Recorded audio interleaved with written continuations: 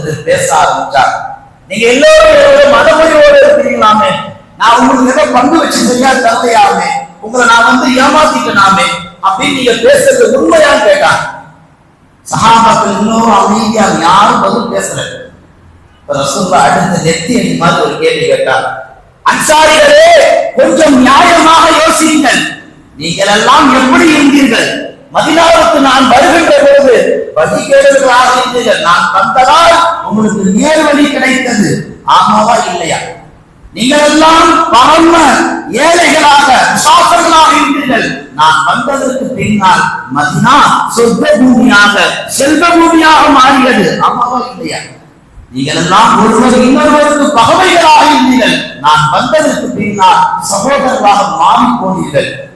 எல்லாம் நான் வந்ததுக்கு பின்னாடி தானே. மதீனா வாசிகள் சதத்த ஆமாயா, நீங்க சொல்வது சரிதான், சொல்லுங்கள் உங்களுடைய பதில் என்ன?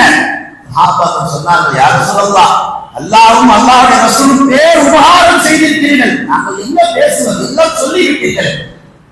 சஹாபாக்கள் ரசூலுல்லாஹ் இல்ல இன்னொரு புரிகிறான், சொல்லுங்க எதனால அப்படி என் மீது குற்றச்சாட்டு வைத்தீர்கள்? உங்கள் பதில் என்னவென்று நான் சொல்லட்டுமா? நபிகள் நாயகம் திரும்ப கேட்கிறாங்க. அவங்க மெயின் வாய்ஸ்ல பேசுறாங்க. நீங்க பதில் சொல்வதாக என்ன சொல்லுங்க தெரியுமா? என்ன பார்த்து என்ன கேட்பீங்க தெரியுமா? அதையும் சொல்லி காட்டுறேன். யா நபி அல்லாஹ், நீங்க மக்காவில இருந்து மதீனாவுக்கு வரும்போது எப்படி வந்தீங்க தெரியுமா? இப்ப மதீனா வாசி ரசூலுல்லாஹ் கேட்கிற மாதிரி கேட்டு நாதி இல்லாம வந்தீங்க, அடைக்கல் இல்லாம வந்தீங்க, உயிர் பாதுகாப்பு இல்லாம வந்தீங்க, எந்த ஒரு சலுகை இல்லை, உங்க அடிப்படை சலுகை, தங்குமிடம் இல்லை, எந்த பொருளாதார வசதியும் இல்லை, உங்களுக்கு மொத்தத்துல எல்லாத்தையும் நாங்கள் கொடுத்து உதவியது இந்த மதீனா வாசிகள். இப்படி தண்ணி மனசில் வச்சுட்டு சொல்ல அதையும் சொல்லி காட்டுறாங்க. அதுக்கும் பதில் இல்லை, வாய்மூடி இருக்கிறார்கள். நீங்கள் எல்லாம் சொன்னதுக்கு நான் ஒரு பதில் சொல்லுகிறேன். நபி அவர்கள் முஹாஜிருக்கு கொடுத்தார்கள், அந்த கோத்திரத்துக்கு கொடுத்தார்கள், இந்த கோத்திரத்துக்கு கொடுத்தா என்று வாய்க்கு வந்தபடி எல்லாம் பேசுகிறீர்களே, நான் ஏன் உங்களுக்கு தரவில்லை?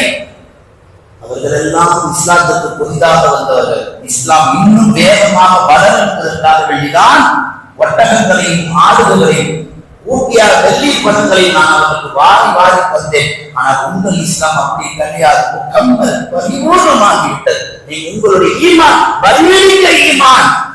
எனவே உங்கள் ஈமான் சாதாரணமானதல்ல. அவர்கள் எல்லாம் வீடுகளுக்கு ஆடுகளை ஓட்டி செல்கிறார்கள், ஒட்டகங்களை ஓட்டி செல்கிறார்கள், வெள்ளி காசுகளை எடுத்து செல்கிறார்கள். நீங்க எப்ப எடுத்து சென்றீர்கள் தெரியுமா? அல்லாஹ்வையும் அல்லாஹ்வுடைய தூதரையும் உங்கள் வீட்டுக்கு எடுத்து செல்கிறீர்கள். இது போதாதா? எல்லா சஹாபாக்கள் கண்ணது தண்ணீர் தாரதாரியா ஓடுது. நான் பக்வாயி